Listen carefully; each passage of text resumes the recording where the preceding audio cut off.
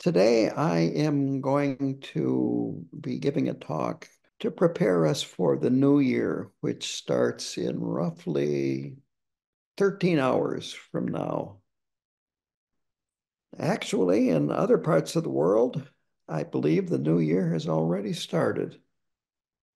But here in the Minnesota, Wisconsin area, it has yet to begin.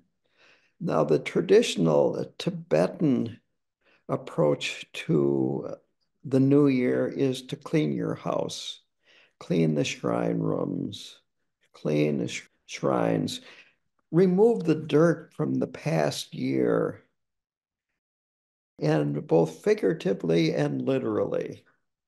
So try to remove obstacles that have been created in the year that we are saying goodbye to. I like the idea of a fresh start, almost like putting on clean clothes, taking a good bath or shower, both figuratively and literally, and then going forth into the new year. So, very simply, this helps prevent the past from influencing the present. I can't help it. I've got this little sense of humor of a 10-year-old, and what came to mind when I said that was Kung Fu Panda, where his teacher said that the past is history, the future is a mystery. Today is a gift. That's why they call it the present. So I said it. So we create the future in the present. That's where we have freedom. So it's very important that we want to try to cut as plainly as we can our negative habitual patterns, our mental conditioning. We want to get rid of the same old, same old. And we want to start fresh.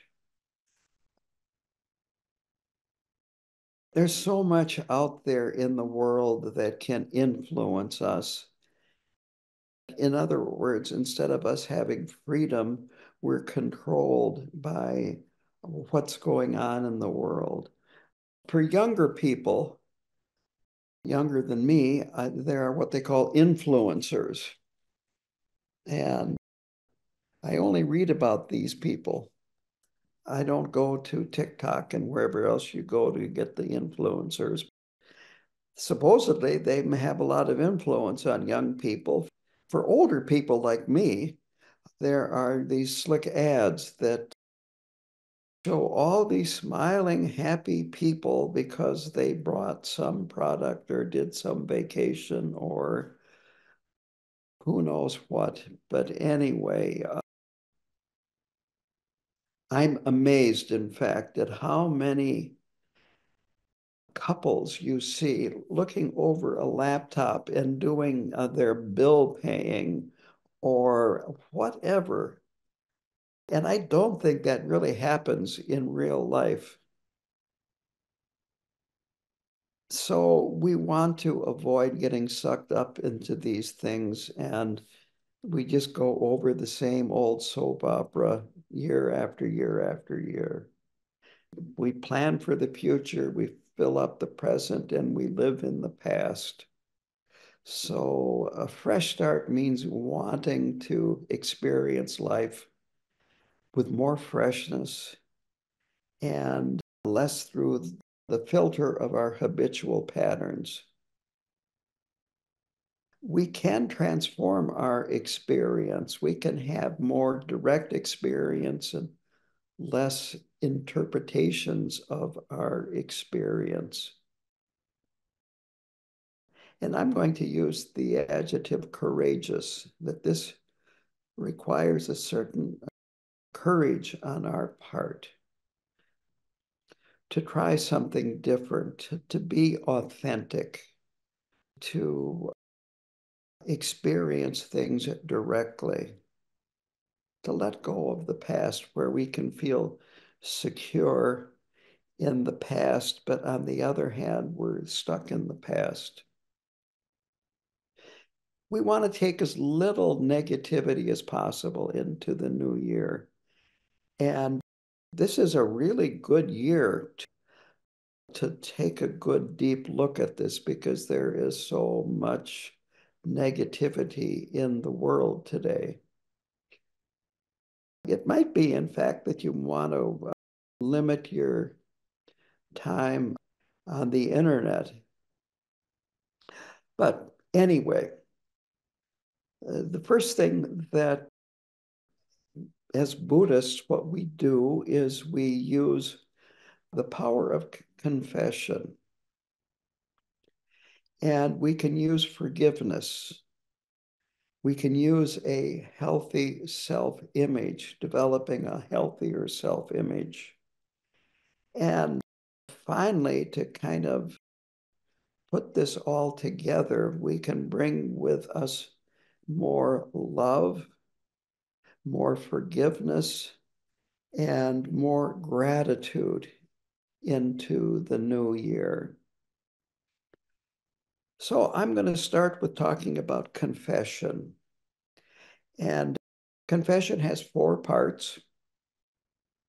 This is my own little notation. I like to call it the 4 R's. First is reliance on, it can be the Buddha, it could be Yalwan Karmapa, it could be a highly respected teacher that you have. Karmapa has even said in one of these books, either The Heart is Noble or Interconnected, that you could go out and confess to a tree. The idea is you just visualize, if it's to a teacher, a guru, a lama, just visualize them in front of them, but you're relying on them.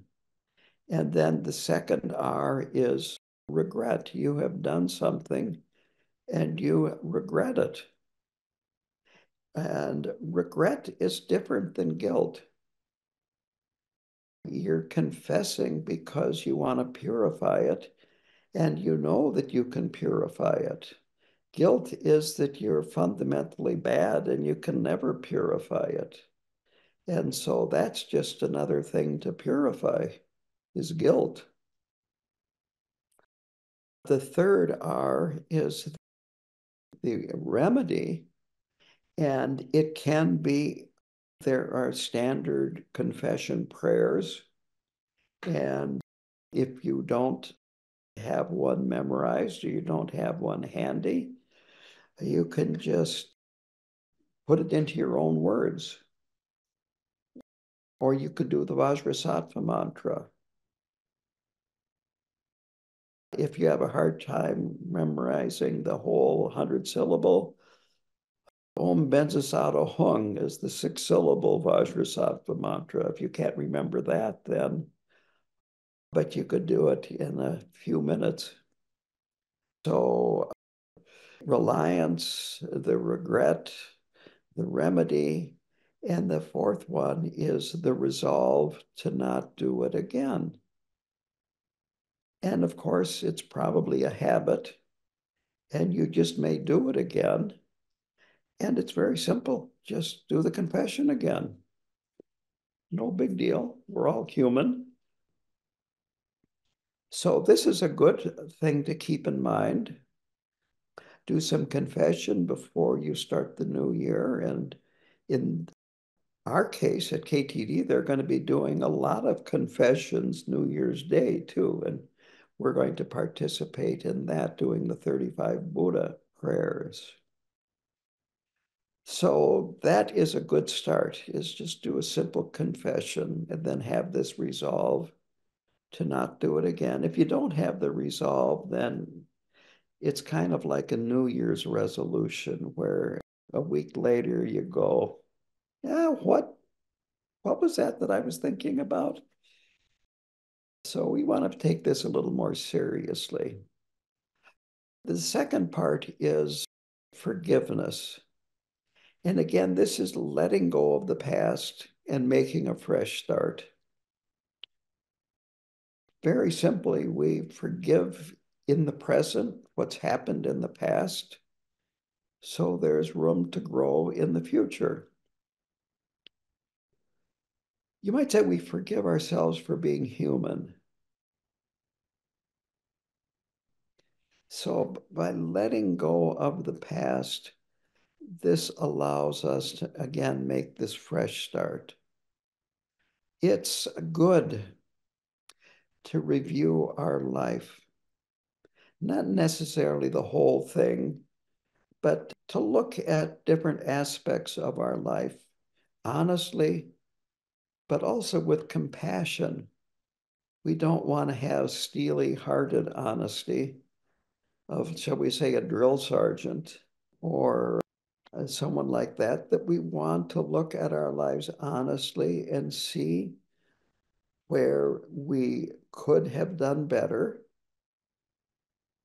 and kind of get to know those places that you might say, I think the common metaphor is the elephant in the room that nobody sees. Yeah, so look at these places that could take you to some pretty dark places, places that you're stuck with guilt and resentment for yourself. And it might be resentment for other people. Both of these, guilt and resentment, have an element of anger. And you don't even have to identify it as anger, but just how does it feel? Connect with the feeling when you look at these dark places, the things that you have done. And the most important thing is to start with yourself, to forgive yourself, to have this feeling being stuck, these dark places, whatever the feeling is that you have. Again, you don't even have to put a label on it, just that you know that it's a very uncomfortable feeling and work with that. It's interesting. I was looking at a book by Pema Chodron, and I didn't realize this, that she, in this book, recommended visualizing yourself in front. And I have taught a forgiveness practice where you visualize yourself in front, but it's a future you, the you want to become. So I am going to talk about this just a little bit. Visualize yourself in front, facing you, and then bring up some of your dark places, your regrets, things where you wish you could have done better. And the idea, again, is to then, instead of beating yourself up for the things that you have done, just contact the feeling and then breathe it in. You might say, sucking it from the future you. And then when you exhale, exhale compassion, love, kindness, understanding. Again, you don't even have to put it into words, but just a positive feeling. If we're going to put labels on it, I would say you're taking in guilt, shame, remorse, anger, confusion, and all kinds of other feelings that we can have about ourselves and things that we have done. By breathing this in into our lungs, since it's just a visualization, it has no reality.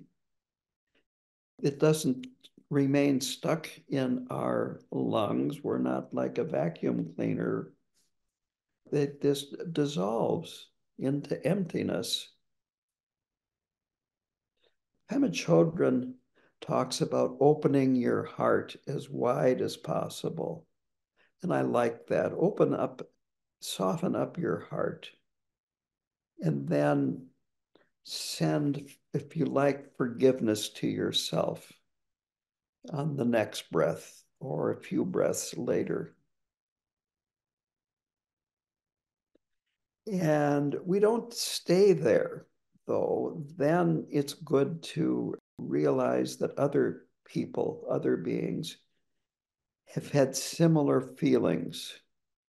And maybe you caused some of these feelings, or maybe they caused you to have feelings of anger towards them. But realize that that kind of behavior in others comes from pain, similar to the pain that you were just breathing in from yourself. And realize that you have this in common with others, and that you can send forgiveness to others as well as yourself. Again, if you don't understand how to forgive yourself, you really don't know how to forgive others. It's really important to start with yourself first. So this is a healing practice, and you can focus on specific other people after you've done some for yourself. You can think of people that you have hurt and put them in front of yourself and inhale the hurt that you caused them. And when you exhale, give them the remedy, give them love and compassion, kindness, happiness, or whatever would remedy. And we can always think of people that have hurt us in some way or another. And if we really get good at this and our hearts open up, we can put these people in front of us and breathe in the hurt that they have caused us and that is causing them to behave in such a fashion, and breathe out to them happiness and so forth. Anyway, forgiveness cannot be forced. We do what we can, but we don't force ourselves to do that. You might say we encourage, and the root word of encourage is courage. So it takes a certain amount of bravery to be able to do this. But we can, through practice, open our hearts to ourselves. And in doing so, then forgiveness will slowly emerge. Again, if the same thoughts come up later on, we can forgive ourselves a second time and a third time. Eventually, if we really practice forgiveness,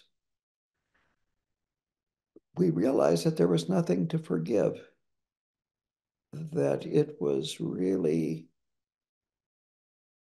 well, to quote Shakespeare, much ado about nothing. We were making a mountain out of a molehill.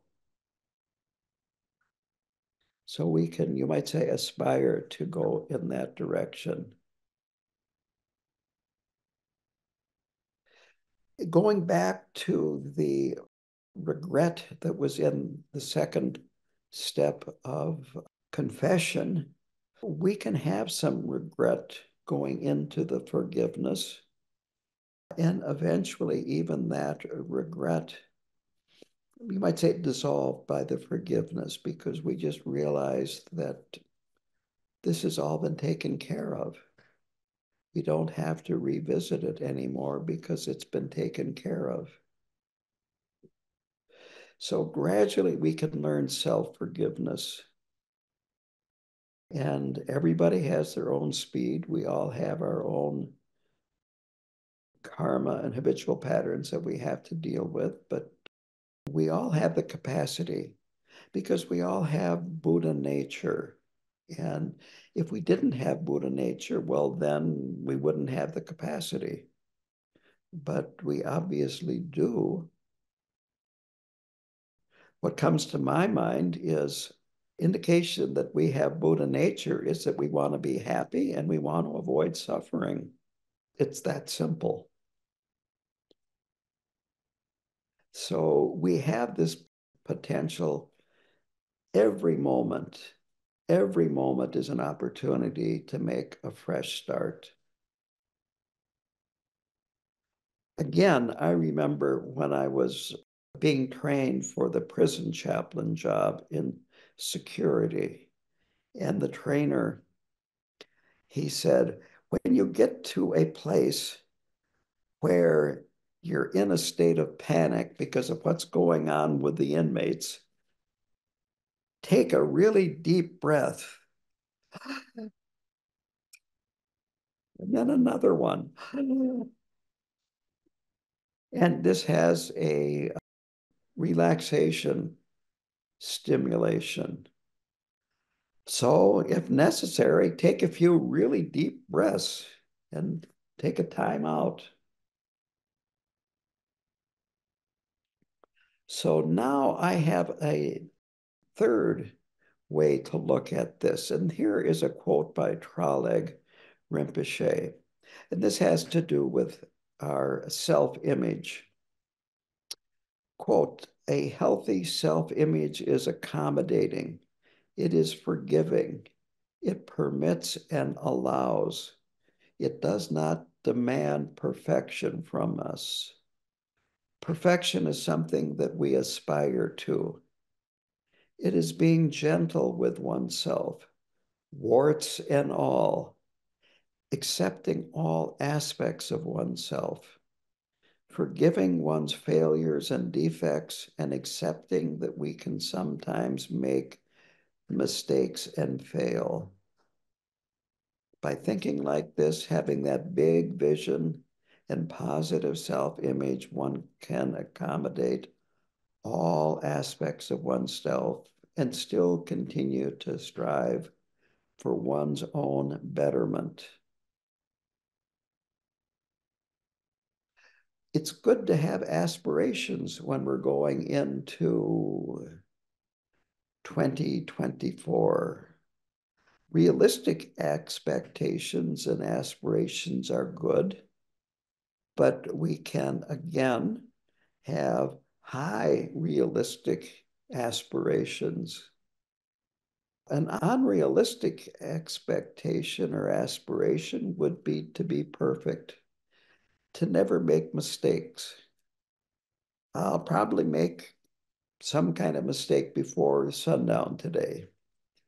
I might even make a mistake in giving this talk. But we can learn to be realistic, to want to be better, to have aspirations that encourage us to improve. And we can nurture those aspirations. I like the word nurture. You could also use the word cultivate. The Tibetans, of course, are agricultural. They're nomads, and many of them would also grow crops. Well, you've got to nurture crops. You've got to plant them at the right time. And at least around here, you've got to take care of the weeds, or else they don't grow very well. So we need to learn to nurture ourselves, nurture our aspirations, encourage ourselves. The Buddha is perfect. Bodhisattvas are perfect. Deities are perfect. We're aspiring to be one. So we need to be forgiving. We need to permit and allow us to make mistakes and errors. We need to acknowledge our imperfections and then work with them. Problems that we want to avoid is, first of all, over focusing on our mistakes. It's really easy to just see one mistake after another, and never see the good things that we do. So we want to avoid over focusing on our mistakes.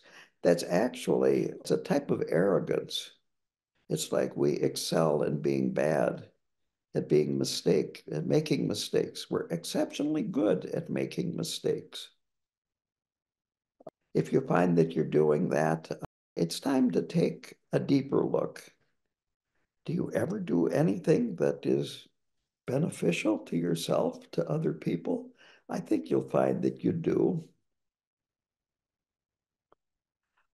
And of course, another form of this is over focusing on your accomplishments, thinking how great you are. That's an easy one to fall into, thinking that you are better than everybody else or most everybody else. What I have found from observation of both myself and other people is that when you start getting arrogant, it's because underneath it, you actually are over focusing on being a bad person and you want to make up for it by being to other people a good, better, superior person. The point is to stay positive. Yawon Karmapa has talked about that it's really important to stay positive, even if it looks negative. Leaning into the positive is much better than leaning into the negative. Having a positive outlook will lead to more positive results. Now, there's also big vision. I'm kind of going over this quote of Tralek Rinpoche's, and he uses the term having that big vision and positive self-image. So this is what big vision is. The Tibetans, they would use this example, the view from the mountaintop versus the view from the bottom of a narrow valley. From the top of the mountain, you see a bigger picture. You see much more of what's going on. And in the bottom of a narrow valley, you're not seeing very much. For people of my generation, I've used the example of a view from a phone booth versus a wide, flat grassland in Nebraska, or maybe South Dakota, or Kansas, which I once saw a scientific article about, is Kansas flatter than a pancake? And the scientific conclusion was that it is flatter than a pancake. Or another example would be a wide ocean versus a river in rapids. Anyway, the big vision is just seeing a much bigger view, seeing how these little things are really little and they're not all that important from a wider view. Finally, he talks about being content with what you have. And this is really a very important thing.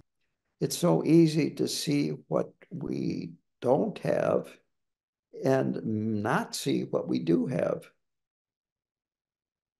Here is a personal experience that I had, and that was when I was much younger out here. I had horses, and it was great to ride a horse, and it was fun to, we would take them to shows, ride them in parades, and so on and so forth.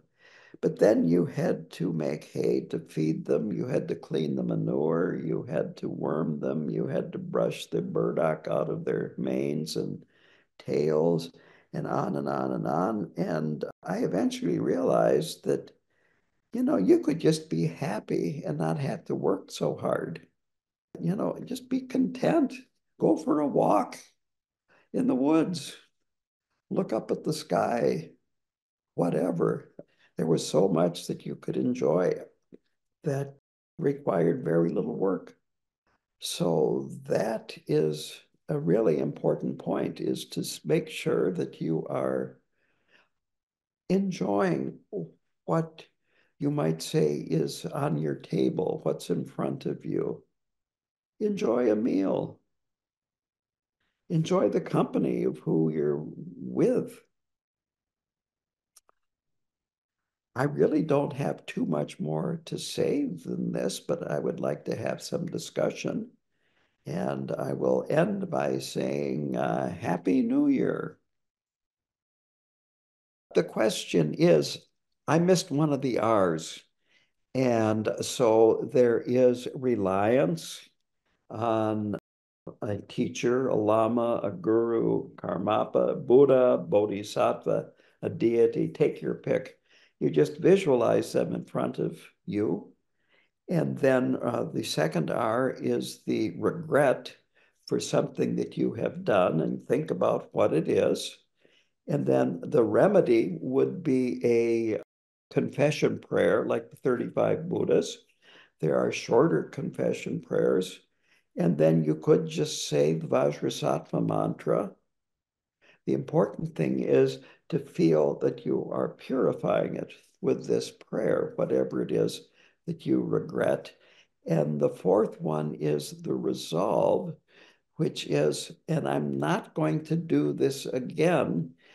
And this is opposed to a New Year's resolution where a week later you're back doing what you resolved not to do.